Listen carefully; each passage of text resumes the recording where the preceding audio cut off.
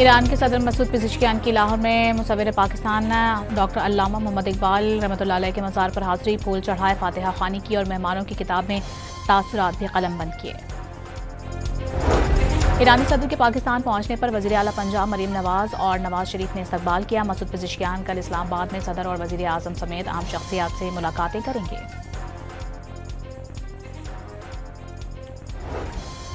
जदीद तरीन Z-10 ME attack helicopter पाक फौज का हिस्सा बन गए। हेलीकॉप्टर्स दिन रात और हर मौसम में दुश्मन पर झपटने की सलाहियत के हामिल हैं। फील्ड मार्शल सैयद आसिम मुनीर ने हेलीकॉप्टर्स के जरिए फायर पावर का मुशाहिदा किया। बानी के बेटों ने पाकिस्तान के वीज़े के लिए दरख्वास्त दे दी। एक बेटे का नायको गुम हो जाने पर वीज़े की दरख्वास्त देना पड़ी। अलीमा खान की गुफ्तगू, बेटे वालिद से मिलना चाहते हैं तो शौक से आएँ, कोई नहीं रोकेगा। अज़वा बुखारी की यकीन दहानी।